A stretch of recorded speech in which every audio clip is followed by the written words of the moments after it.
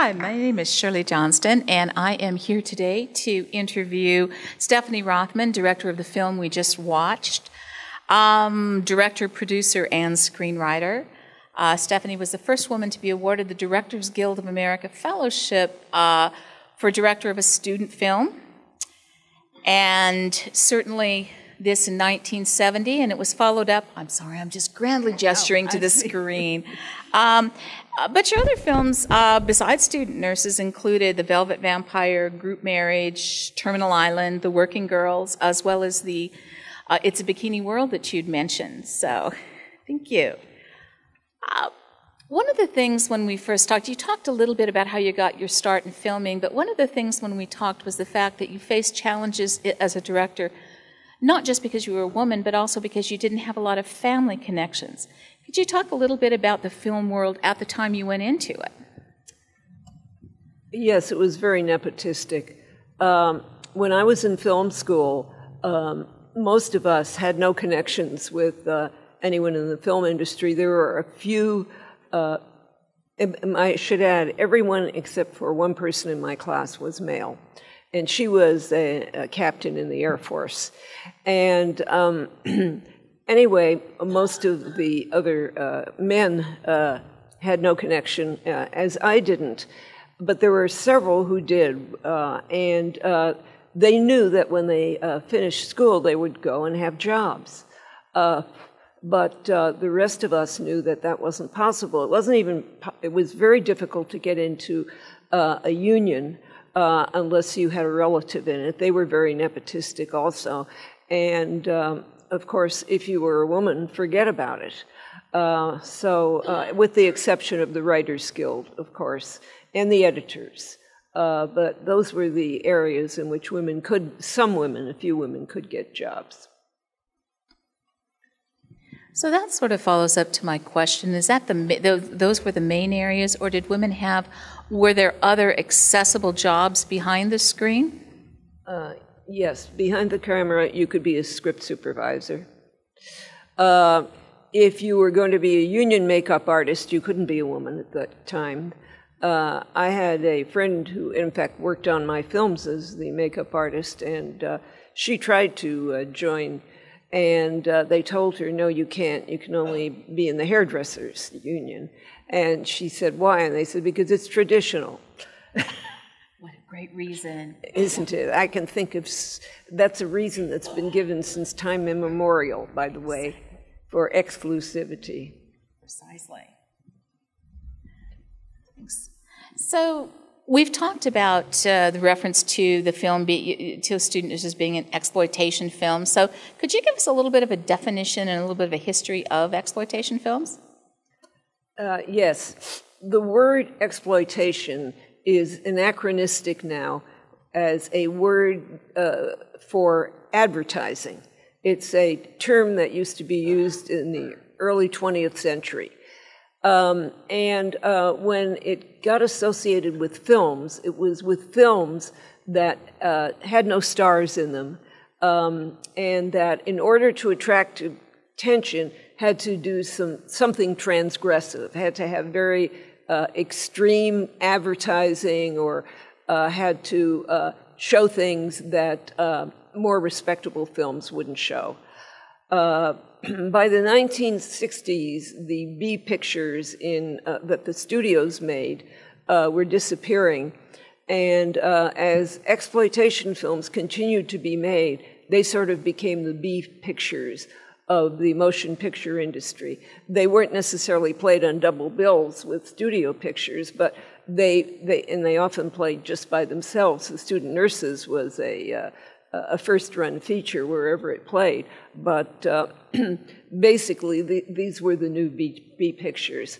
And of course, they exploited insofar as the things they showed were often transgressive, but every film, every work of art exploits its subject matter.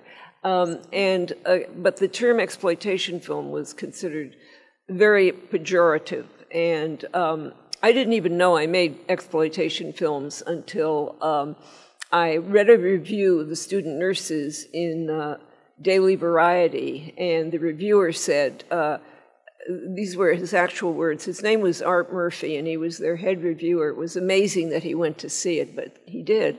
And he said, an exploitation film to be sure, yet it has a surprising depth. So, and I thought, before that, I just thought I was making low-budget films, that's all. So that was my first introduction to being an exploitation filmmaker, and it has stuck with me ever since. And so I wear it ambivalently, with pride and also, with a little, I guess till the end of time, a little bit of discomfort. One of the things you just touched on and we talked about was when you told me the budget for student nurses, I was just so astounded at what you were able to do for that amount of money. And I just would love to hear, I think, more about how you accomplished that and what your budget was, as opposed to, as you talked about, it was a very money-making, very profitable movie. Yes. Yes, it was. It was it was a hit. I mean, it made a lot of money for Roger Corman and for the sub-distributors who invested in it. And it cost $140,000 from beginning to the final answer print. And it basically, what we had to spend most of our money on is film stock, because film stock was very expensive, and people who made low-budget films often used what were called short ends of film stock. But in order to make a film with any style in it, and with any ambition, and with any interesting camera movement or composition or anything, you couldn't do that. So most of it was spent on the film stock. That's amazing.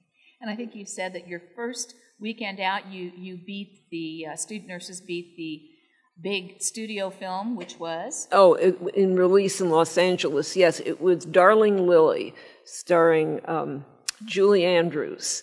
And we actually beat Darling Lily, yes. Thank you. One of the things that I found most interesting in watching student nurses was the fact that women have the agency for their own sexuality.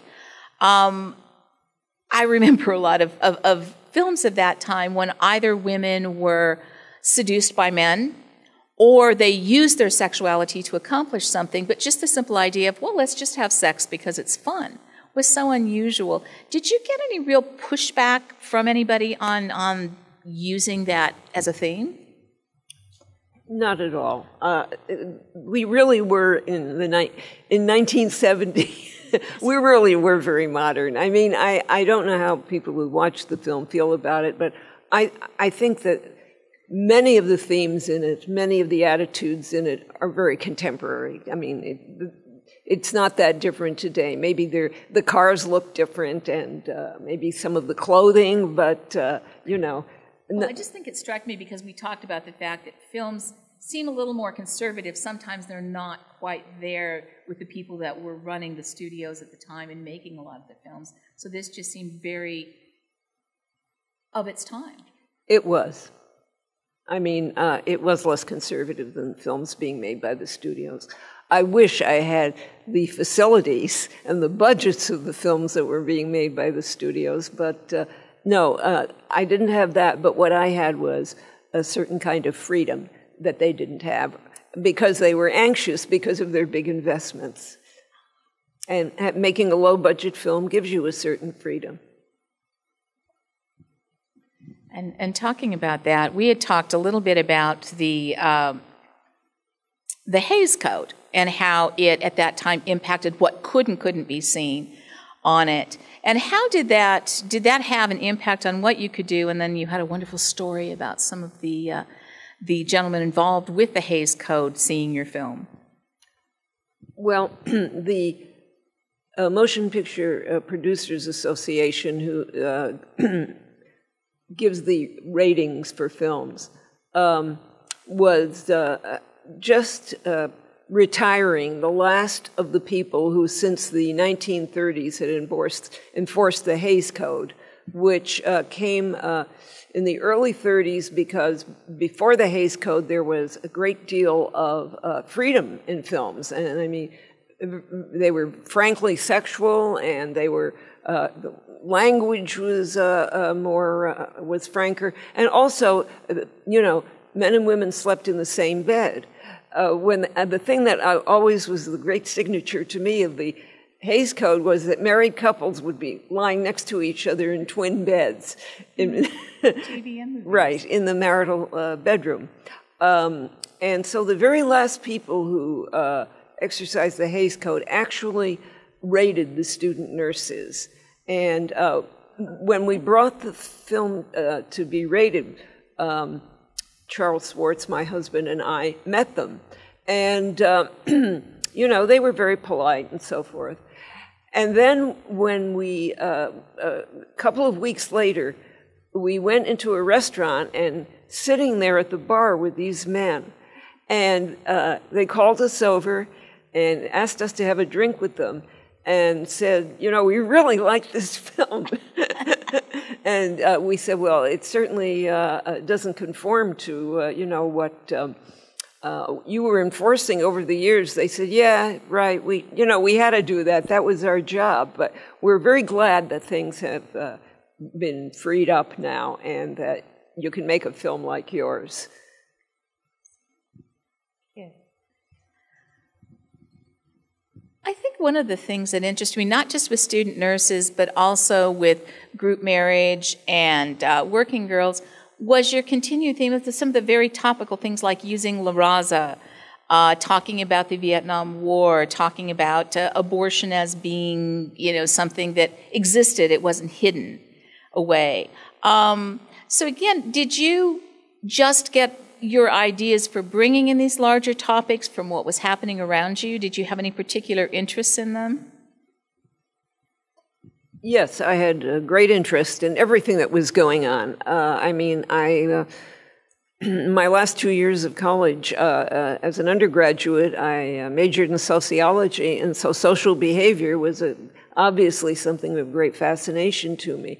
But also, conflict and change were of interest to me, and those were the foremost issues that expressed that at that time. They still do in other forms, as you know. So, yes, is the answer. Yeah, I was just thinking about the march earlier this morning and how the issues continue to show. Yes. Well, and it's a good thing that we can, still go into the streets and protest. Absolutely. I'm going to be very worried when we can no longer do that. It will be a concern. Hopefully not.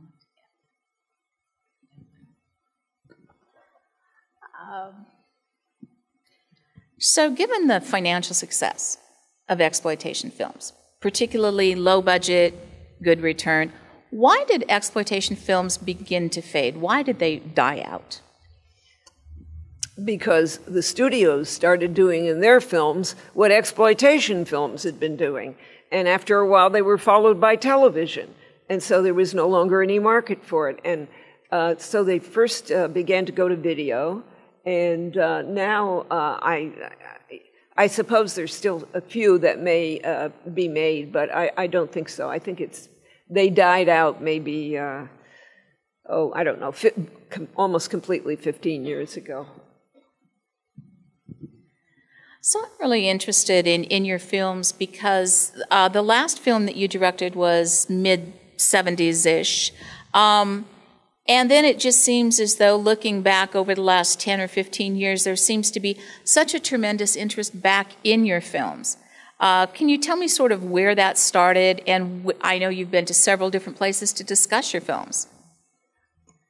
Oh, I've been to many places, but there was interest in the late 70s, early 80s, and then it died off. And then I guess the first place where there was strong interest again was when the head of the Locarno Film Festival came to Roger Corman. He wanted to do a section on the people who Roger Corman had given the first chance to. And so he looked at a lot of films, and he chose about, I would say, 5 of us me, Monty Hellman, Joe Dante, Alan Arkin, and I think that was it, actually.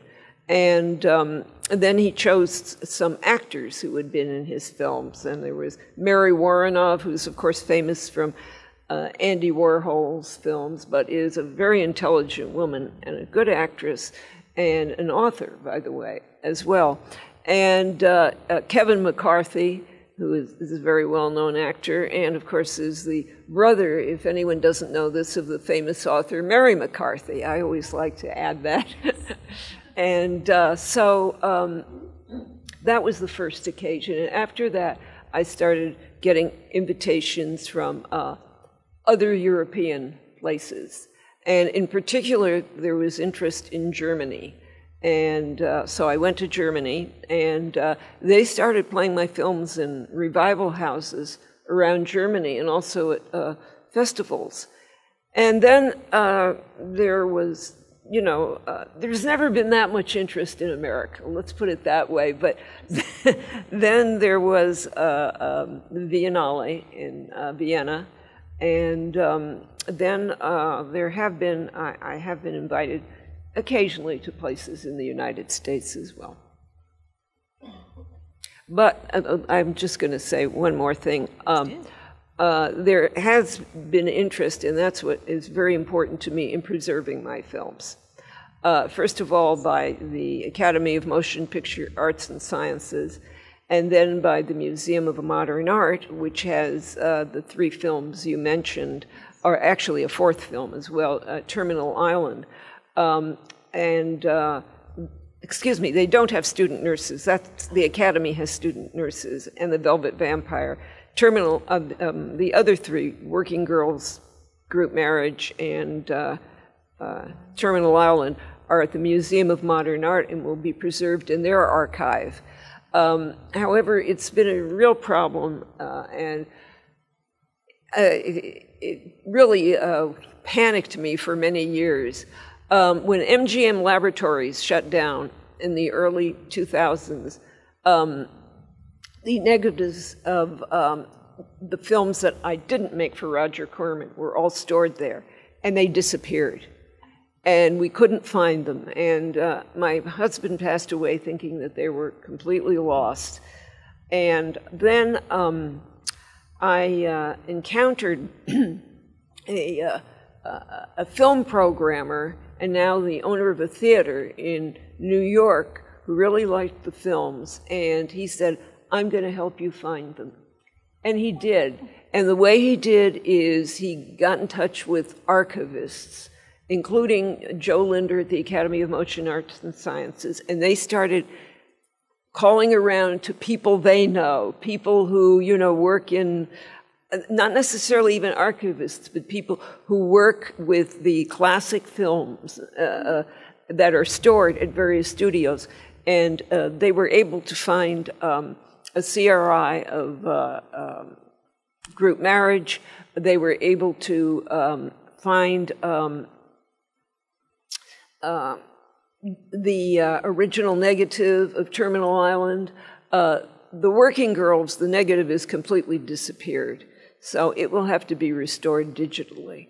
So anyway, the Museum of Modern Art is now in the process of going to make a new print of Terminal Island. And the reason, I don't know if everybody knows this, and it is really of interest, archivists are very concerned that very soon, within a few years, nothing will be filmed. Everything will be digital. And film stock, in the condition it's in today, the way it's made today, lasts a very long time. They estimate it could last up to 100 years. With digital material, every few years, the process changes, and all they can do is make new digital files of what was there before. And so in archives that have the resources around the world, they're trying to make new prints of the films in their archives. Yeah, I think that's important. I've worked in archives for different sorts of works, and I know they always talk about how everything's remastered. It's like, yes, we're going to put everything on 5 1/4-inch discs because that'll be around forever. Right. and then it isn't. It's pretty amazing. One of the things that I have noticed when I think about some of the differences in film is the fact that your actresses, as you said, are all very beautiful, from student nurses and that, but they don't have tactfully the body modifications that are much more common for women today, particularly if they're going to be in films that focus a lot on sexuality. Was there ever a push that the actresses had to be a type, that they had to have certain things done or changed in order for them to be successful? No, in those days, the only one who had breast implants were women who had cancer and had a breast removed.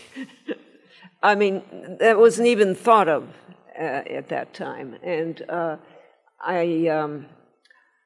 what can I say? As you know, there can be very negative consequences from doing that. Oh, yes, I think there was also a famous stripper in San Francisco who had turned her body into a true nightmare of modification. And maybe she existed then, but that was not exactly an inspiration for anyone else. But so there wasn't any push for the actresses then at the day to do anything other than just be beautiful? Isn't that enough? It was. So the one thing I want to ask you before we turn over to questions from the audience is about the Stephanie Rothman Fellowship for Women Student Filmmakers Fellowship. We do, by the way, have a link on our Facebook page to it, but if you could talk a little bit about that. I must humbly say it was neither my idea nor am I doing the work. It's other people who are doing that, and I feel very honored that they wanted to use my name. No, I haven't made a film since 1975. I wanted to go on making films. I did not want to go on making exploitation films. I was never given the opportunity to do anything more ambitious or with larger budgets. I tried to find work in television, and those doors were completely closed to me.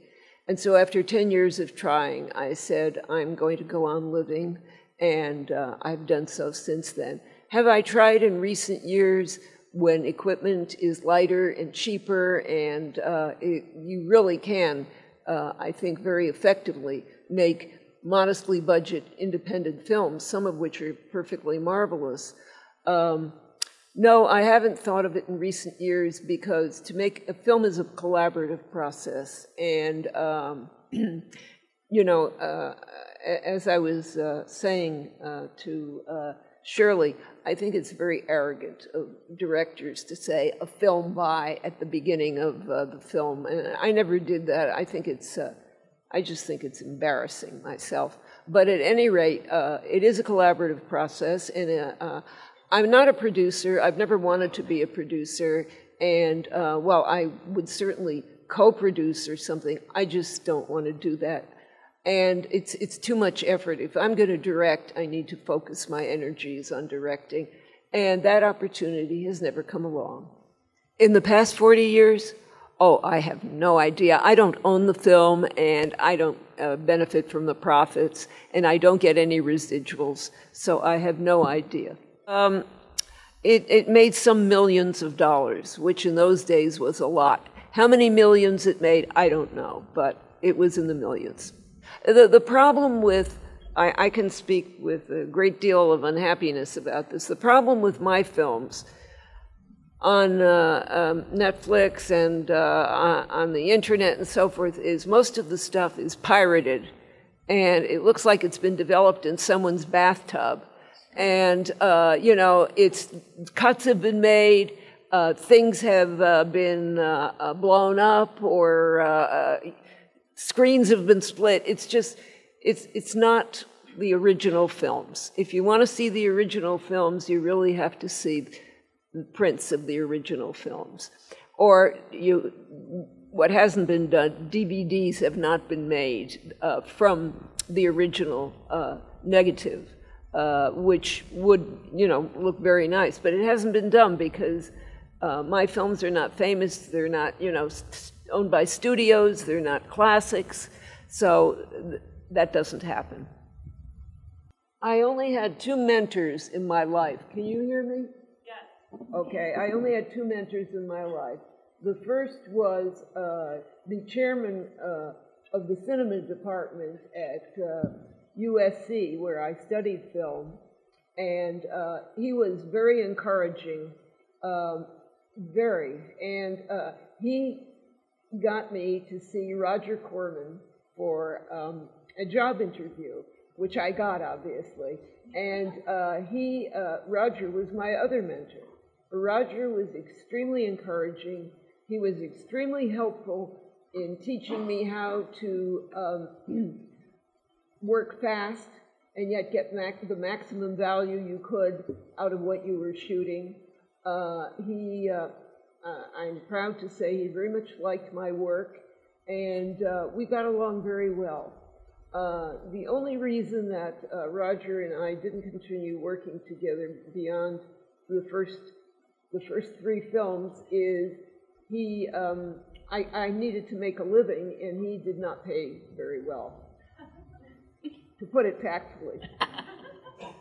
I would say the greatest challenge, unexpected challenge I faced was the riot when the Teatro Popular was performing, and then, everyone started mixing it up, and we couldn't get them to stop. They were enjoying themselves so much.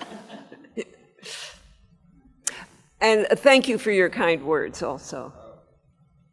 There's nothing more I can say. You're right. It's been called a sexploitation film, too. Other films I've made have been, too. But by today's standards, I don't think they're very sexy.